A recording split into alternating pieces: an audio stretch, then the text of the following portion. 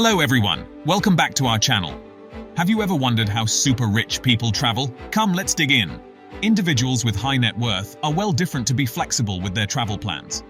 Unsurprisingly, the rich come up with different ways to plan and enjoy their travel agendas. Of course, much of this is possible because of the sheer number of resources they have. But one can also consider the maximized use of the resources for utmost satisfaction. The rich travel differently, most of the time.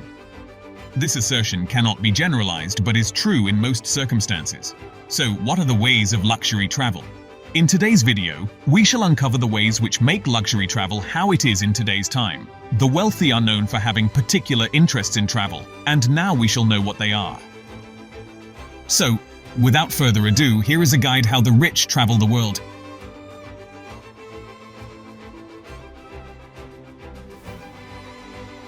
Ultra-high net worth individuals, who represent about 0.0037% of the human population, but hold about a third of the world's wealth, are the driving force behind the global travel industry. These individuals are more likely to socialize with other ultra-high net worth individuals, but the number of people earning and spending similarly to them decreases as their income increases.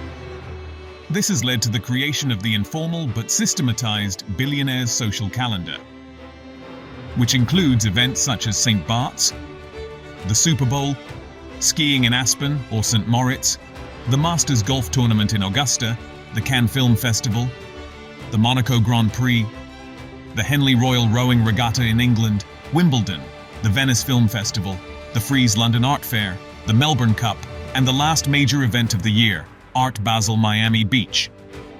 These events serve as exclusive spaces for wealthy people to socialize with other wealthy people, and many feel an obligation to join the circuit to maintain their social standing. Jeff Bezos, for example, started his 2022 on a yacht off St. Bart's with his partner Lauren Sanchez and used publicly available aircraft transponder data to track his travel habits.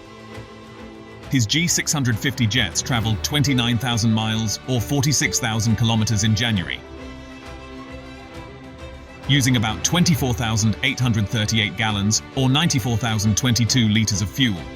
The ultra-luxury travel industry is facing turmoil due to two phenomena: more people becoming wealthy than ever, and merely wealthy people traveling less frequently but spending more than ever. Prior to COVID, Americans spent an average of $4,871 on a trip to Greece, but now it's all the way up to $6,561. Airline executives have noted that first and business class revenue is remarkably strong, despite the continued weakness of the traditionally lucrative business travel segment. In New York City, the ultra-luxury hotel market is booming, with all-time high prices and occupancy rates, and new super-premium properties opening faster than ever.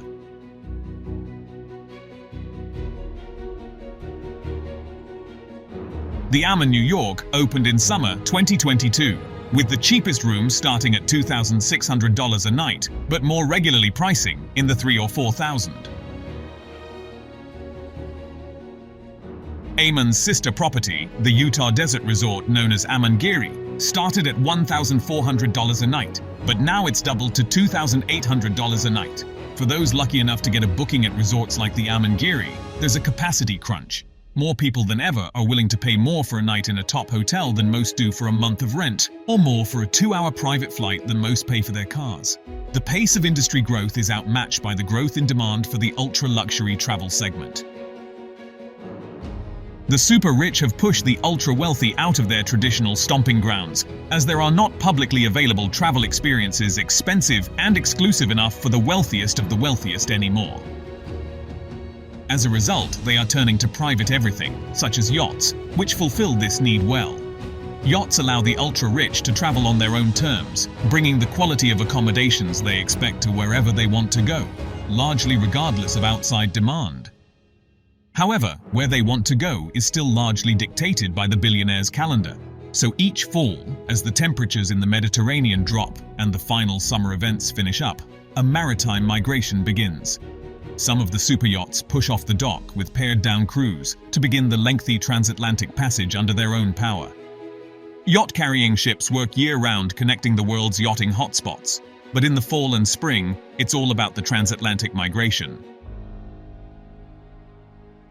At the end of the mid-season, a deluge of vessels descend on yachting hubs like Genoa, Italy, and Palma de Mallorca, Spain, to load up on one of these vessels, their owners paying up to $100,000 for the convenience. Upon arrival in the Caribbean, their owners can once again access their yachts, providing convenient access to winter events like Art Basel Miami and New Year's on St. Bart's. The super yacht industry is growing faster than ever, meaning what was previously a refuge from the constraints of land is finding itself increasingly stuck out at sea. For instance, a berth at the Yacht Club de Monaco costs you $275 during the summer season, but if you'd like to dock the same boat during the Monaco Grand Prix, the price skyrockets to over $16,500 a night. To get one of the few spots that can fit the largest 60 or 70-meter vessels, it'll cost $73,000 a night. But even then, the clubhouse building blocks the view of the track, so to actually see the race, this fee includes access for two to the building itself. But cost is hardly the issue here. Rather, it's club membership, which requires that you were first sponsored by a member then approved by the admissions committee. Once in, to secure a spot during the med-season, berth reservations have to be booked months in advance. Navigating these busy waters is an expensive pain. Super yacht ownership in general is an expensive pain, yet across the board, sales only continue to rise. Anecdotally, the deals cut on the decks of these behemoth boats and the valuable relationships curated at yacht club bars are said to make the investment worth it. In response, the ultra-wealthy are getting more creative. Over the past 5 years, just as overall sales and super yacht builds have risen, the number of super yachts over 40 meters being refitted has nearly doubled. More often than not, refitting means a visit to a boatyard for minor alterations.